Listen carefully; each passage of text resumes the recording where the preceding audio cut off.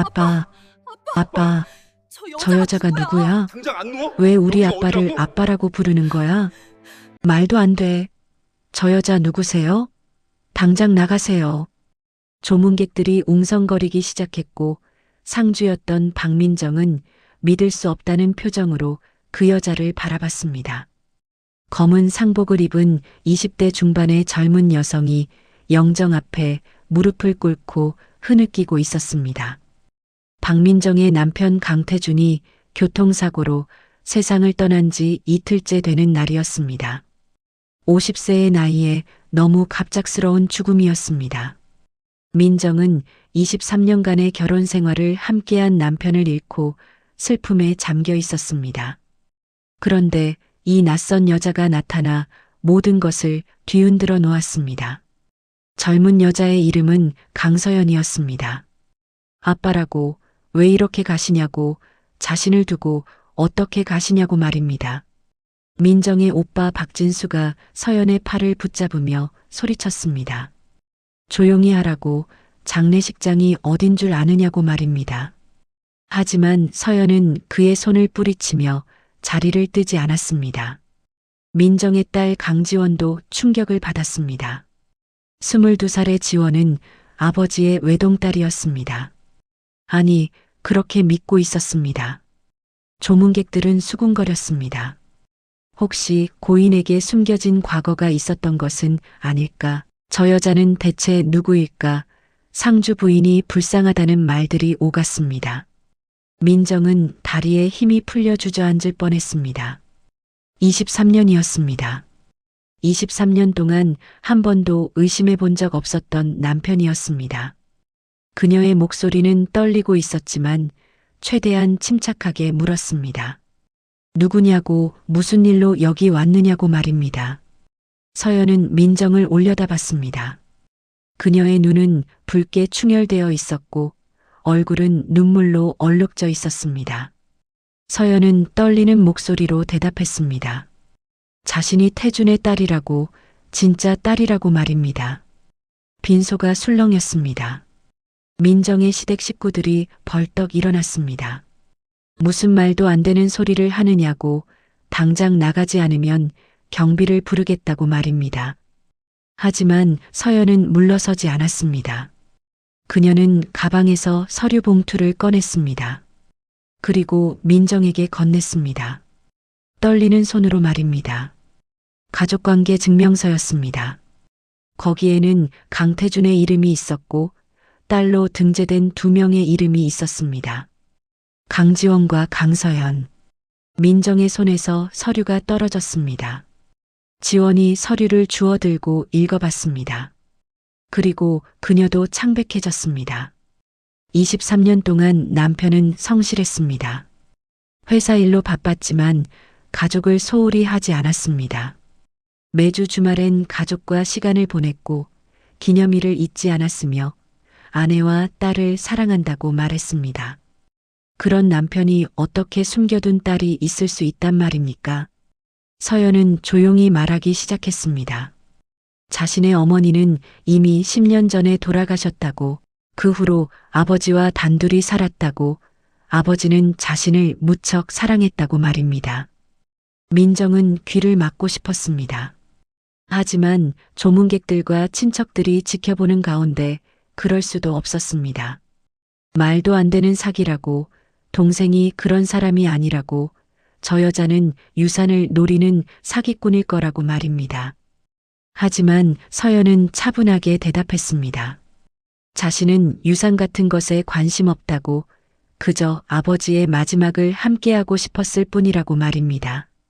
복도에서 벽에 기대어 숨을 몰아쉬었습니다. 지원이 따라 나와 어머니를 부축했습니다. 두 모녀는 아무 말도 하지 못한 채 그저 서로를 안고 있었습니다. 빈소 옆 휴게실에서 그녀는 남편의 휴대폰을 꺼내 들었습니다. 경찰이 사고 현장에서 회수해 준 것이었습니다. 화면은 깨져 있었지만 작동은 되었습니다. 비밀번호는 지원의 생일이었습니다. 그녀는 통화 기록을 살펴봤습니다. 그리고 발견했습니다. 서연이라는 이름으로 저장된 번호가 있었고 통화 기록이 수도 없이 많았습니다. 거의 매일 통화했던 것으로 보였습니다. 민정은 문자 메시지도 확인했습니다. 서연과 태준 사이에 오간 메시지들이 있었습니다. 아빠 사랑해요. 오늘 저녁 뭐 드실래요? 건강 챙기세요. 같은 일상적인 대화들이었습니다. 마치 진짜 부녀 사이처럼 자연스러운 대화들이었습니다. 배신감이 밀려왔습니다. 23년이란 세월이 거짓이었단 말입니까? 남편이 자신을 속이고 있었단 말입니까? 그리고 더 충격적인 것은 서연의 나이였습니다. 25살. 지원보다 3살 어렸습니다. 계산을 해보니 민정이 지원을 임신했을 때쯤 서연도 태어난 것이었습니다. 민정은 구역질이 났습니다. 화장실로 달려가 토했습니다. 다음 날 아침 서연은 다시 빈소에 나타났습니다. 이번에는 큰 봉투를 들고 있었습니다. 그 안에는 사진들이 가득 들어 있었습니다. 중학교 졸업식 사진, 고등학교 운동회 사진, 대학교 입학식 사진, 수없이 많은 사진들이 있었습니다. 모든 사진에서 태주는 행복하게 웃고 있었습니다. 딸과 함께 있어 행복해하는 아버지의 얼굴이었습니다. 2024년 11월 서울 강남의 한 대형 장례식장. 고요하던 빈소가 순식간에 아수라장으로 변했습니다. 그녀는 눈물로 범벅이 된 얼굴로 영정사진을 바라보며 계속해서 중얼거렸습니다. 민정의 친정 식구들이 벌떡 일어났습니다. 그런데 지금 눈앞에 자신과 비슷한 나이의 여자가 아버지를 아빠라고 부르고 있었습니다. 민정은 가까스로 정신을 차리고 서연에게 다가갔습니다. 태준의 형 강태식이 화를 내며 소리쳤습니다. 민정은 봉투를 받아들고 안의 서류를 꺼내봤습니다. 민정은 이해할 수 없었습니다. 태식이 다시 소리쳤습니다. 민정은 비틀거리며 빈소 밖으로 나갔습니다. 그날 밤 민정은 잠을 이룰 수 없었습니다. 민정은 남편의 휴대폰을 열어봤습니다. 민정의 눈에서 눈물이 흘렀습니다. 그 말은 태준이 결혼 생활 내내 이중 생활을 했다는 의미였습니다. 민정에게 조심스럽게 다가와 봉투를 건넸습니다. 아기였던 서연을 안고 있는 태준의 사진, 초등학교 입학식에서 함께 찍은 사진. 민정은 사진을 보며 울었습니다. 이 사진들이 찍힌 날들, 남편은 자신에게 회사 일로 바쁘다고, 출장이 있다고, 회식이 있다고 말했을 것입니다. 그리고 그 시간에 서연과 함께 있었던 것입니다. 지원도 사진을 봤습니다. 그녀는 복잡한 표정을 지었습니다. 아버지는 자신만의 아버지라고 생각했는데 같은 시간 다른 딸에게도 아버지였다는 사실이 받아들여지지 않았습니다. 사흘째 되는 날 조문객들이 줄어들었을 때 민정은 서연과 단둘이 이야기를 나눴습니다. 빈소 밖 작은 상담실에서였습니다. 민정은 서연에게 물었습니다. 모든 것을 말해달라고, 처음부터 끝까지 말입니다. 서연은 고개를 숙이고 이야기를 시작했습니다. 자신의 어머니 이름은 정수진이었다고 말입니다. 수진은 태준의 대학교 선배였습니다. 태준이 대학교 3학년 때 만나 사랑에 빠졌고 졸업 후에도 관계를 이어갔습니다. 하지만 태준의 부모님은 수진을 반대했습니다. 집안이 맞지 않는다는 이유였습니다. 태준은 부모님의 뜻을 거스를 수 없었고 결국 집안에서 정해준 민정과 결혼했습니다. 하지만 수진과의 관계는 끊지 못했습니다. 민정은 충격을 받았습니다. 자신의 결혼이 시작부터 거짓이었다는 뜻이었습니다. 서연은 계속 말했습니다. 수진은 태준과 헤어지려 했다고, 하지만 임신 사실을 알게 됐고 태준은 아이를 지키겠다고 했다고 말입니다. 그래서 수진은 서연을 낳았습니다. 태준은 서연을 호적에 올렸습니다. 자신의 친딸로서 말입니다. 그리고 두 가족을 동시에 부양했습니다. 민정과 지원에게는 완벽한 남편이자 아버지였고 수진과 서연에게도 마찬가지였습니다. 민정은 물었습니다. 어떻게 그런 일이 가능했냐고, 어떻게 자신이 모를 수 있었냐고 말입니다. 서연은 대답했습니다. 아버지는 무척 조심스러웠다고, 두 가족이 절대 마주치지 않도록 철저히 관리했다고, 자신과 어머니는 아버지의 또 다른 가족을 존중했다고 말입니다. 서연의 말에 따르면 수진도 태준의 결혼 생활을 알고 있었습니다. 그리고 받아들였습니다. 태준을 사랑했기 때문에, 그리고 서연에게 아버지가 필요했기 때문이었습니다. 수진은 서연에게 아버지를 원망하지 말라고 가르쳤습니다. 아버지는 두 가족 모두를 사랑한다고 말입니다. 민정은 비웃었습니다. 사랑이라고, 이게 사랑이냐고 물었습니다. 서연은 고개를 들어 민정을 바라봤습니다. 그녀의 눈에는 진심이 담겨 있었습니다. 아버지는 정말로 두 가족 모두를 사랑했다고, 한쪽을 선택할 수 없어서 평생 고민하며 살았다고, 그것이 아버지의 벌이었다고 말입니다. 서연은 어머니 수진이 10년 전 암으로 세상을 떠났다고 말했습니다. 그때 서연은 15살이었습니다. 어머니를 잃은 후 아버지와 단둘이 살았습니다. 태준은 서연을 위해 최선을 다했습니다. 주말마다 찾아와 함께 시간을 보냈고 학교 행사에도 참석했으며 서연의 꿈을 응원했습니다. 민정은 깨달았습니다. 남편이 주말에 골프 간다고 회사, 사람들과 등산 간다고 했던 시간들이 모두 서연과 함께 보낸 시간이었다는 것을 말입니다. 그녀는 속았습니다. 철저하게 속았습니다. 서연은 조용히 말했습니다. 자신은 민정에게 미안하다고 하지만 아버지를 원망할 수는 없다고, 아버지는 자신에게 세상 전부였다고 말입니다. 민정은 아무 말도 할 수 없었습니다. 분노와 슬픔과 배신감이 뒤섞여 혼란스러웠습니다. 지원도 상담실로 들어왔습니다. 그녀는 서연을 노려보며 물었습니다.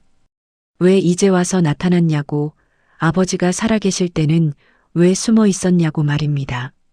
서연은 대답했습니다. 아버지가 원했기 때문이라고, 아버지는 두 가족이 상처받는 것을 원하지 않았다고 하지만 이제 아버지가 돌아가셨으니 더 이상 숨어 있을 이유가 없다고 말입니다. 지원은 소리쳤습니다. 그럼 우리 가족은 어떻게 되냐고, 우리의 추억은 모두 거짓이었냐고 말입니다. 서연은 고개를 저었습니다. 거짓이 아니라고, 아버지는 진심으로 이쪽 가족도 사랑했다고, 다만 자신도 사랑했을 뿐이라고 말입니다. 민정이 두 사람을 말렸습니다. 그리고 서연에게 물었습니다. 이제 무엇을 원하냐고, 유산이냐고 말입니다. 서연은 단호하게 고개를 저었습니다. 유산은 관심 없다고, 그저 아버지의 장례식의 딸로서 참석하고 싶다고, 그것이 전부라고 말입니다. 장례식 마지막 날이 되었습니다. 발인을 앞두고 빈소는 다시 조문객들로 붐볐습니다. 서연은 상주석 한쪽 구석에 조용히 앉아 있었습니다. 민정은 그녀를 내쫓지 않았습니다. 어차피 서류상으로 서연도 태준의 딸이었으니까요. 조문객들은 수군거렸습니다. 저 젊은 여자가 고인의 숨겨둔 딸이라는 소문이 퍼졌습니다. 사람들은 민정을 동정하는 눈빛으로 바라봤고 서연을 호기심 어린 시선으로 훑어봤습니다. 민정의 친정 어머니가 찾아왔습니다. 그녀는 딸을 꼭 안아주며 울었습니다. 저런 남자와 결혼시켜서 미안하다고, 23년 동안 고생했다고 말입니다. 민정은 어머니의 품에서 처음으로 크게 울었습니다. 한편 태준의 회사 동료들도 조문을 왔습니다. 그들 중 몇몇은 서연을 보고 놀란 표정을 지었습니다. 한 동료가 민정에게 다가와 조심스럽게 말했습니다. 사실 회사에서 태준이 딸이 둘이라는 소문이 있었다고 하지만 아무도 확인하지 못했다고, 태준은 개인적인 일에 대해 입을 열지 않았다고 말입니다. 민정은 그제야 깨달았습니다. 남편의 이중 생활을 아는 사람들이 있었다는 것을 말입니다. 하지만 아무도 자신에게 말해주지 않았습니다. 아니, 어쩌면 말할 수 없었을 것입니다. 그것은 태준의 비밀이었으니까요. 발인 시간이 다가왔습니다. 연구차가 준비되었고 상주들은 마지막 절을 올렸습니다. 민정과 지원이 먼저 절을 했고 그 다음 서연의 차례가 되었습니다. 서연은 영정 앞에 무릎을 꿇고 큰 절을 올렸습니다. 그녀는 울면서 말했습니다. 아빠 사랑한다고, 항상 감사했다고, 아빠가 없는 세상을 어떻게 살아가야 할지 모르겠다고 말입니다. 그 모습을 보며 민정은 복잡한 감정에 휩싸였습니다. 분노와 동정이 뒤섞였습니다. 연구차가 출발하기 직전 서연이 민정에게 다가왔습니다. 그녀는 작은 상자를 꺼내 민정에게 건넸습니다. 민정이 상자를 열어보니 낡은 일기장이 들어 있었습니다. 서연은 말했습니다. 이것은 아버지의 일기라고, 읽어보면 아버지의 마음을 이해할 수 있을 거라고 말입니다. 민정은 일기장을 받아들었습니다. 무거웠습니다. 23년간의 비밀이 담긴 무게였습니다. 장지로 가는 차 안에서 민정은 일기장을 펼쳤습니다. 첫 페이지는 25년 전 날짜였습니다. 태준이 민정과 결혼하기 직전이었습니다. 일기에는 태준의 솔직한 고백이 담겨 있었습니다. 수진을 사랑하지만 부모님의 뜻을 거스를 수 없어 민정과 결혼한다는 내용, 민정에게 미안하지만 수진을 포기할 수 없다는 내용, 두 사람 모두에게 좋은 남편이자 아버지가 되겠다는 다짐이 적혀 있었습니다. 민정은 계속 읽어내려갔습니다. 서연이 태어났을 때의 기쁨, 지원이 태어났을 때의 기쁨, 두 딸 모두를 사랑한다는 고백이 있었습니다. 그리고 자신의 선택이 이기적이라는 것을 알지만 어쩔 수 없다는 괴로움도 적혀 있었습니다. 특히 수진이 암 진단을 받았을 때의 일기는 절절했습니다. 태준은 수진을 지키지 못한 것에 대한 죄책감으로 괴로워했습니다. 그리고 서연을 혼자 남겨두게 될까봐 두려워했습니다. 수진이 세상을 떠난 날의 일기에는 눈물 자국이 남아 있었습니다. 그 후로 태준은 서연에게 더욱 헌신적이었습니다. 어머니를 잃은 딸에게 아버지라도 든든하게 있어주고 싶었던 것입니다. 하지만 동시에 민정과 지원도 소홀히 하지 않으려 애썼습니다. 일기에는 두 가족 사이에서 균형을 맞추려 노력하는 태준의 모습이 담겨 있었습니다. 마지막 페이지는 사고 전날의 일기였습니다. 태준은 썼습니다. 서연이 취직시험에 합격했다고, 이제 홀로 서기를 할 수 있게 되어 안심이 된다고 하지만 여전히 민정에게 미안하다고, 언젠가는 진실을 말하고 용서를 구하고 싶다고 말입니다. 민정은 일기장을 덮었습니다. 눈물이 흘렀습니다. 남편의 마음을 이해할 수는 없었지만 그가 고민했다는 것은 알 수 있었습니다. 그리고 그가 두 가족 모두를 사랑했다는 것도 부정할 수 없었습니다. 장지에 도착했습니다. 하관식이 진행되었고 태준의 관이 땅속으로 내려갔습니다. 민정과 지원은 흙을 뿌리며 마지막 인사를 했습니다. 서연도 다가와 흙을 뿌렸습니다. 세 사람은 나란히 서서 태준을 보냈습니다. 하관식이 끝나고 사람들이 하나둘 떠났습니다. 민정과 지원, 그리고 서연만 무덤 앞에 남았습니다. 세 사람은 한동안 말없이 서 있었습니다. 바람이 불어왔고 낙엽이 무덤 위로 떨어졌습니다. 지원이 먼저 입을 열었습니다. 서연에게 물었습니다. 아버지는 어떤 사람이었냐고, 자신이 모르는 아버지의 모습을 알고 싶다고 말입니다. 서연은 잠시 생각하다가 대답했습니다. 따뜻한 사람이었다고, 항상 자신을 믿어줬다고, 세상에서 가장 좋은 아빠였다고 말입니다. 지원은 고개를 끄덕였습니다. 자신이 아는 아버지도 그랬다고, 언제나 자신의 편이었다고, 무엇이든 응원해줬다고 말입니다. 두 자매는 서로를 바라봤습니다. 그들은 한 번도 만난 적 없었지만 같은 사람을 아버지로 둔 자매였습니다. 민정은 두 딸을 바라봤습니다. 그리고 깨달았습니다. 이들은 죄가 없다는 것을 말입니다. 서연도 지원도 그저 아버지를 사랑하는 딸이었을 뿐입니다. 잘못은 태준이 저질렀지만 그 역시 나쁜 사람이라고만 할 수 없었습니다. 장례식이 끝나고 일주일이 지났습니다. 민정은 변호사 사무실에 앉아 있었습니다. 태준의 유언장을 확인하는 자리였습니다. 서연도 함께 왔습니다. 변호사는 유언장을 펼쳐 읽기 시작했습니다. 태준은 재산을 정확히 반으로 나눴습니다. 절반은 민정과 지원에게, 나머지 절반은 서연에게 남겼습니다. 그리고 유언장 마지막에는 손으로 쓴 편지가 첨부되어 있었습니다. 변호사가 그것을 민정에게 건넸습니다. 민정은 떨리는 손으로 편지를 펼쳤습니다. 태준의 필체였습니다. 그는 썼습니다. 민정에게 23년 동안 좋은 아내였던 당신에게 진심으로 감사하고 미안하다고. 당신은 나의 거짓말을 모르고 행복하게 살았지만 그것이 오히려 나의 죄를 더 무겁게 만들었다고 말입니다. 편지는 계속되었습니다. 태준은 자신의 선택이 이기적이었다는 것을 인정했습니다. 두 여자를 모두 사랑한다는 핑계로 누구도 포기하지 않았고 그 결과 모두를 속였다고 말입니다. 하지만 후회는 하지 않는다고. 왜냐하면 서연과 지원이라는 두 명의 소중한 딸을 얻었기 때문이라고 썼습니다. 태준은 민정에게 부탁했습니다. 서연을 미워하지 말아달라고. 서연은 죄가 없다고. 그 아이는 그저 아버지를 그리워하는 딸일 뿐이라고 말입니다. 그리고 가능하다면 두 자매가 서로를 알아가면 좋겠다고. 그들은 피를 나눈 자매이니까 말입니다. 편지의 마지막 문장은 이랬습니다. 민정, 당신은 나의 아내였고 나의 동반자였습니다.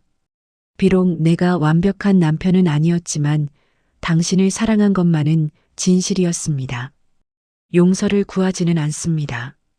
다만 이해해 주길 바랄 뿐입니다. 행복하세요. 민정은 편지를 읽고 한참을 눈물을 흘렸습니다. 서연도 울고 있었습니다. 변호사는 조용히 자리를 비켜주었습니다. 두 여자는 태준이라는 같은 남자를 사랑했고 같은 남자에게 상처받았습니다. 민정이 먼저 입을 열었습니다. 서연에게 물었습니다. 앞으로 어떻게 할 거냐고, 계획이 있냐고 말입니다. 서연은 대답했습니다. 회사에 취직이 되었다고, 혼자서 잘 살아갈 수 있다고, 아버지가 걱정하지 않도록 열심히 살겠다고 말입니다. 민정은 고개를 끄덕였습니다. 그리고 말했습니다. 유산은 태준의 뜻대로 나누겠다고. 서연도 태준의 딸이니 당연한 권리라고. 하지만 한 가지 부탁이 있다고 말입니다. 서연이 물었습니다. 무엇이냐고 말입니다. 민정은 대답했습니다. 가끔 지원을 만나달라고. 두 사람은 자매이니 서로를 알 권리가 있다고. 태준이 원했던 것도 그것이라고 말입니다. 서연은 놀란 표정으로 민정을 바라봤습니다. 정말 괜찮냐고, 자신을 미워하지 않냐고 물었습니다. 민정은 솔직하게 대답했습니다. 미워한다고, 당신과 당신의 어머니를 미워한다고. 하지만 그것은 당신 잘못이 아니라는 것도 안다고. 태준의 잘못이라고 말입니다. 그리고 덧붙였습니다. 당신도 피해자라고. 어린 나이에 숨어서 살아야 했던 것이 얼마나 힘들었을까 생각한다고 말입니다. 서연은 눈물을 흘렸습니다.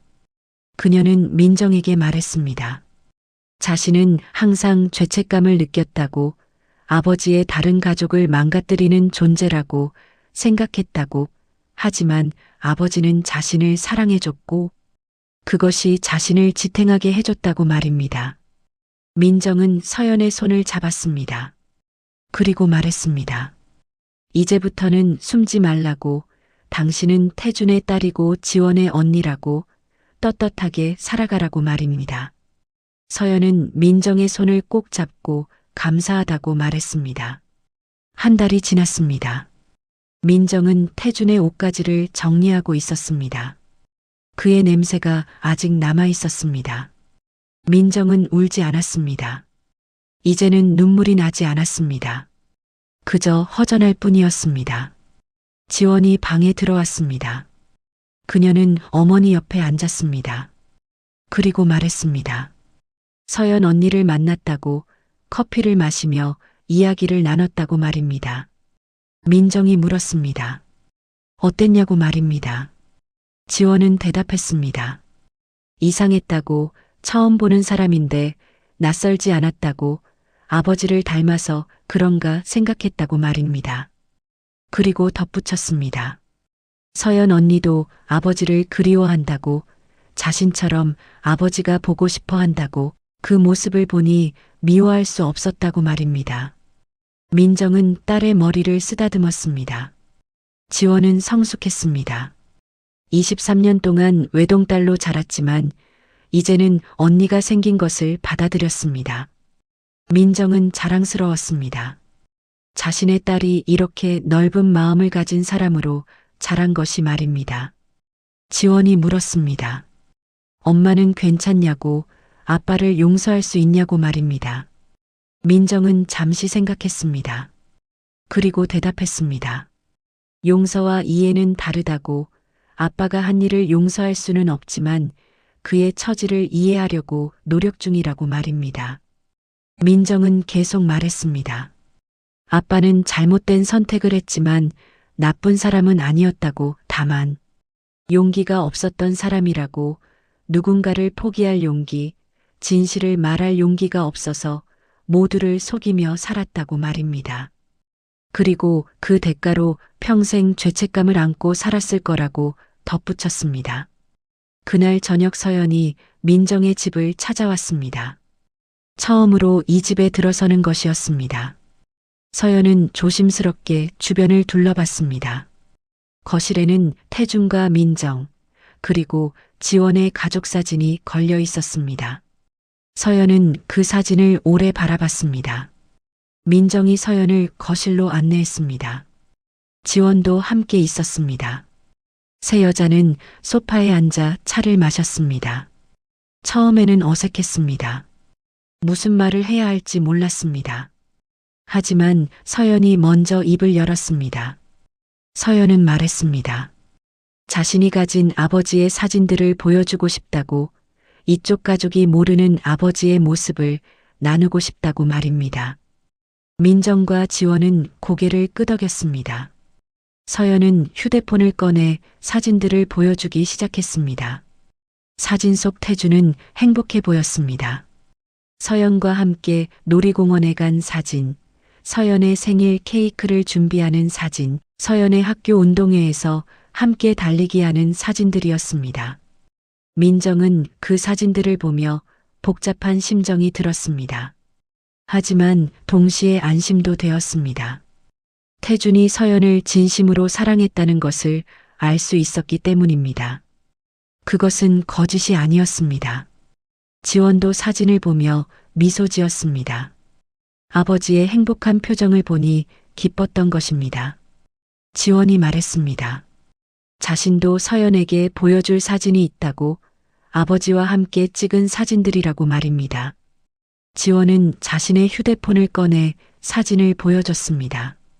가족여행 사진, 아버지와 함께한 등산 사진, 졸업식 사진들이었습니다. 서연은 그 사진들을 보며 눈물을 흘렸습니다. 자신이 알지 못했던 아버지의 또 다른 삶이었습니다. 아버지는 이쪽 가족과도 행복했구나 하는 생각이 들었습니다. 그리고 조금은 마음이 편해졌습니다. 아버지가 자신만을 위해 희생한 것이 아니라는 것을 알게 되었으니까요. 세 사람은 밤늦게까지 이야기를 나눴습니다. 태준에 대한 추억을 나눴습니다. 슬픈 이야기도 있었고 웃긴 이야기도 있었습니다. 서연은 아버지가 요리를 못해서 라면도 태웠던 이야기를 했고, 지원은 아버지가 자전거 타는 법을 가르쳐 주다가 함께 넘어졌던 이야기를 했습니다. 민정은 그 모습을 지켜보며 생각했습니다. 이것이 치유의 시작일 수도 있겠다고 말입니다. 태주는 떠났지만 그가 남긴 사람들은 여전히 살아 있었습니다. 그리고 그들은 서로를 통해 태준을 기억하고 있었습니다. 서연이 돌아가기 전에 민정이 물었습니다. 명절 때 함께 성묘 가지 않겠냐고. 태준도 그것을 원할 거라고 말입니다. 서연은 놀랐습니다. 정말 괜찮냐고, 자신이 함께 가도 되냐고 물었습니다. 민정은 고개를 끄덕였습니다. 당신도 태준의 딸이니까 당연하다고, 그리고 지원의 언니이기도 하니까 말입니다. 서연은 감사하다며 눈물을 흘렸습니다. 지원도 서연의 손을 잡아주었습니다. 두 자매는 서로를 바라보며 미소 지었습니다. 석 달이 흘렀습니다. 민정은 이제 일상으로 돌아왔습니다. 회사에 다니고 집안일을 하고 친구들을 만났습니다. 여전히 태준이 그리웠지만 이제는 그 그리움이 덜 아팠습니다. 시간이 상처를 치유하고 있었습니다. 어느 주말 민정과 지원, 그리고 서연은 함께 태준의 묘를 찾았습니다. 세 사람은 묘 앞에서 절을 했습니다. 그리고 태준에게 근황을 이야기했습니다. 지원은 대학교 생활이 즐겁다고, 서연은 회사 일이 보람차다고, 민정은 모두 잘 지내고 있다고 말입니다. 서연이 묘비 앞에 꽃을 놓으며 말했습니다. 아빠 덕분에 좋은 가족을 얻었다고, 지원 언니와 민정 이모님이 자신을 받아들여줘서 감사하다고, 이제는 숨지 않고 떳떳하게 아빠의 딸로 살겠다고 말입니다. 지원도 말했습니다. 아빠가 두 가족을 사랑한 것을 이해한다고, 비록 방법은 옳지 않았지만 아빠의 마음은 진심이었다는 것을 안다고, 서연 언니를 만나게 해줘서 고맙다고 말입니다. 민정은 한참을 묘비를 바라보다가 조용히 말했습니다. 여보, 당신이 한 일을 용서하지는 못하겠지만 원망하지도 않겠다고, 당신 덕분에 지원이라는 좋은 딸을 얻었고, 그것만으로도 감사하다고, 그리고 서연도 이제 우리 가족이니 하늘에서 안심하라고 말입니다. 세 사람은 묘 앞에서 한참을 머물렀습니다. 바람이 불어왔고 나뭇잎이 떨어졌습니다. 계절은 가을에서 겨울로 넘어가고 있었습니다. 하지만 세 여자의 마음에는 따뜻함이 있었습니다. 서로에 대한 이해와 용서가 그들을 감싸고 있었습니다. 돌아오는 길에 세 사람은 함께 식사를 했습니다. 서연은 태준이 좋아했던 음식 이야기를 했고, 지원은 아버지의 입버릇이었던 말을 흉내냈습니다. 민정은 그 모습을 보며 웃었습니다. 진심으로 웃는 것이 오랜만이었습니다. 식사를 마치고 헤어지기 전에 서연이 말했습니다. 다음 주에 또 만나자고, 정기적으로 만나서 식사하면 좋겠다고 말입니다. 지원이 동의했습니다. 민정도 고개를 끄덕였습니다. 그렇게 세 사람은 새로운 가족의 형태를 만들어가기 시작했습니다. 1년이 흘렀습니다. 민정은 태준의 일주기 제사를 준비했습니다. 서연도 함께 준비를 도왔습니다. 태준이 좋아했던 음식들을 차렸습니다. 제사상을 보며 민정은 생각했습니다. 1년 전만 해도 상상할 수 없었던 광경이라고 말입니다. 제사를 마치고 세 사람은 함께 앉아 이야기를 나눴습니다. 서연은 말했습니다. 지난 1년이 힘들었지만 보람찼다고, 숨어 살던 삶에서 벗어나 당당하게 살 수 있게 되어서 감사하다고, 그리고 지원 언니와 민정 이모님을 만난 것이 자신의 인생에서 가장 큰 축복이라고 말입니다. 지원도 말했습니다. 처음에는 받아들이기 힘들었지만 이제는 서연 언니가 있어서 든든하다고, 아버지를 함께 그리워할 수 있는 사람이 있다는 것이 위로가 된다고, 그리고 언니를 통해 아버지의 또 다른 모습을 알게 되어 좋았다고 말입니다. 민정은 두 딸을 바라보며 말했습니다. 자신도 처음에는 분노하고 원망했지만 이제는 이해한다고. 태준이 완벽한 사람은 아니었지만 두 딸을 진심으로 사랑했다는 것만은 확실하다고. 그리고 그 사랑이 지금 이 순간 세 사람을 하나로 묶어주고 있다고 말입니다. 밤이 깊어갔습니다. 서연이 일어서며 말했습니다. 이제 가야겠다고. 내일 출근해야 한다고 말입니다. 지원이 현관까지 배웅했습니다. 민정도 따라 나갔습니다. 서연이 신발을 신으며 말했습니다. 다음 주 일요일에 또 만나자고. 같이 영화 보러 가면 좋겠다고 말입니다. 지원이 좋다고 대답했습니다. 민정도 미소 지으며 고개를 끄덕였습니다. 서연은 두 사람에게 인사하고 엘리베이터를 탔습니다. 민정과 지원은 엘리베이터 문이 닫힐 때까지 손을 흔들었습니다. 문을 닫고 들어오며 지원이 말했습니다. 엄마 아빠가 남긴 것이 나쁜 것만은 아닌 것 같아요라고 말입니다. 민정이 물었습니다. 무슨 뜻이냐고 말입니다. 지원은 대답했습니다. 아빠는 거짓말을 했지만 동시에 두 명의 딸에게 사랑을 주었고 그 사랑 덕분에 저와 서연 언니가 만났고 이제 우리는 서로를 의지할 수 있는 자매가 되었잖아요 라고 말입니다. 그러니까 아빠가 남긴 유산은 돈만이 아니라 가족이라고 생각해요 라고 덧붙였습니다. 민정은 딸의 말에 감동받았습니다. 지원은 정말 성숙했습니다. 민정은 딸을 꼭 안아주었습니다. 그리고 말했습니다. 내 말이 맞다고. 태주는 실수도 많이 했지만 결과적으로 좋은 것도 남겼다고. 그리고 우리는 그 좋은 것을 지켜나가면 된다고 말입니다. 그날 밤 민정은 일기를 썼습니다. 태준이 떠난 지 1년이 되었다고. 지난 1년은 혼란스러웠고 고통스러웠지만 동시에 성장의 시간이었다고 썼습니다. 자신은 용서하는 법을 배웠고 지원은 포용하는 법을 배웠고 서연은 당당하게 사는 법을 배웠다고 말입니다. 민정은 계속 썼습니다. 태준의 선택이 옳았다고는 생각하지 않지만 그가 남긴 사람들이 서로를 사랑하게 되었으니 그것으로 충분하다고. 이제는 과거를 돌아보기보다 앞을 보고 살아가겠다고. 그리고 세 사람이 함께 만들어갈 미래가 기대된다고 썼습니다. 일기를 다 쓰고 민정은 창밖을 바라봤습니다. 밤하늘에 별이 빛나고 있었습니다. 민정은 생각했습니다. 저 별 중 하나가 태준일까? 그가 지금 자신들을 내려다보고 있을까? 그리고 미소 짓고 있을까 하고 말입니다. 민정은 혼자 중얼거렸습니다. 여보, 걱정 마세요. 우리 모두 잘 살고 있어요. 당신이 사랑했던 두 딸은 이제 자매가 되었고 서로를 아끼고 있어요. 당신이 원했던 것이 이거였다면 우리는 그것을 이뤘어요 라고 말입니다. 그리고 덧붙였습니다. 하지만 다음 생에는 정직하게 사세요.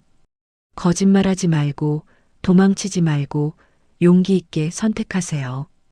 그것이 당신과 모두를 위한 길이에요 라고 말입니다. 민정은 커튼을 치고 침대에 누웠습니다.